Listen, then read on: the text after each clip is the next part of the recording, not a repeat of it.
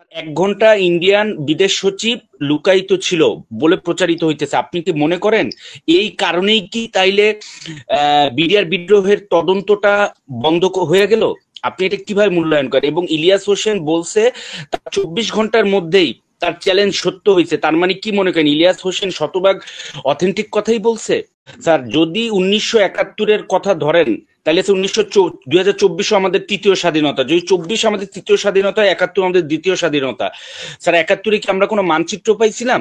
এই মানচিত্রটা হয়েছে কবে? যদি 1947-এ মানচিত্র না হইতো তাহলে বাংলাদেশ কি ভারতের মানচিত্র কাইটা বাংলাদেশ 1971-এ তৈরি করতো কিনা? এই প্রশ্নটা উত্তর দেবেন। কলিমুল্লাহ স্যারকে দেখলে একটু আগ্রহ বোধ করি স্যার। স্যার, 1971 সালে বাংলাদেশের বিষয়ে আমি একটু প্রশ্ন করবো স্যার।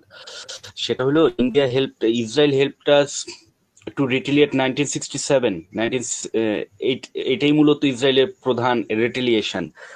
স্যার, ইন্ডিয়া আমাদেরকে হেল্প করছে স্যার। এইখানে স্যার নিরোদ মজুমদারকে, কালিদাস বৈদ্য, চিত্তরঞ্জন সুতারকে 1972 সালে কালিদাস বৈদ্য এবং চিত্তরঞ্জন সুতার আপনার ইন্দিরা গান্ধীর কাছে গিয়ে কি বলেছিল কিনা বাংলাদেশকে দখল করে নিতে, যেহেতু এই জায়গায় দ্বিজাতি তত্ত্ব নাই তাই বাংলাদেশ দখল করে নিতে। অর্থাৎ 1947-কে ডেনাই করলে ইন্ডিয়ার বাংলাদেশকে অকুপাই করতে আর কোনো ট্রাবল থাকে না।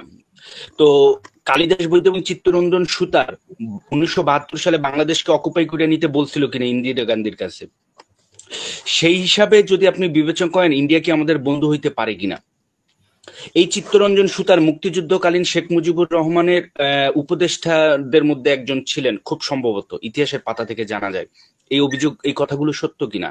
এই বঙ্গভূমি আন্দোলন বাংলাদেশকে আনস্টেবলাইজ, এই হিলক্রাক্সকে ডিএস্টাবলাইজেশন, আনস্টেবলাইজেশন, এগুলো সবকিছু ইন্ডিয়া এবং হিন্দুত্বের সাথে অ্যাফিলিয়েটেড।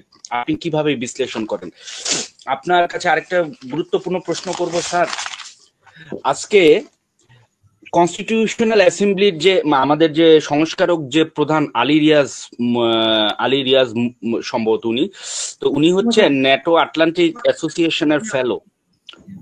খুব ভালো করে এখন কথা হচ্ছে যে জস রমস হত্যায় বাংলাদেশে আসছে স্যার উনি নোবেল লরিয়েট স্যার। রহস্যময় কারণে স্যার এখন কি আপনি কি আশঙ্কা করেন যে বাংলাদেশে কনস্টিটিউশনে উপজাতিদের আদিবাসী বানানোর কোনো ষড়যন্ত্র হইতে পারে? স্যার, এক ঘন্টা ইন্ডিয়ান বিদেশ সচিব লুকায়িত ছিল বলে প্রচারিত হইতেছে। আপনি কি মনে করেন এই কারণেই কি তাইলে বিডিআর বিদ্রোহের তদন্তটা বন্ধ হয়ে গেল? আপনি এটা কিভাবে মূল্যায়ন করেন? এবং ইলিয়াস হোসেন বলছে তার 24 ঘন্টার মধ্যেই তার চ্যালেঞ্জ সত্য হয়েছে। তার মানে কি মনে করেন ইলিয়াস হোসেন শতভাগ অথেন্টিক কথাই বলছে? আসসালামু আলাইকুম স্যার। স্যার, আমার আরেকটা প্রশ্ন ছিল স্যার, আরেকটা প্রশ্ন একটু বলবো স্যার। সবাই 71 বলে স্যার, বলে যে 24 আর 71, 24 হলো আমার অস্তিত্ব, 71 হলো আমার ঠিকানা। স্যার, আমার প্রশ্ন স্যার, যদি had there not been 1947 would there have been any 1971? Sir, যদি 1971-এর কথা ধরেন তাহলে 2024 আমাদের তৃতীয় স্বাধীনতা। যদি 24 আমাদের তৃতীয় স্বাধীনতা, 71 আমাদের দ্বিতীয় স্বাধীনতা। স্যার, 71-এ কি আমরা কোনো মানচিত্র পাইছিলাম? এই মানচিত্রটা হয়েছে কবে?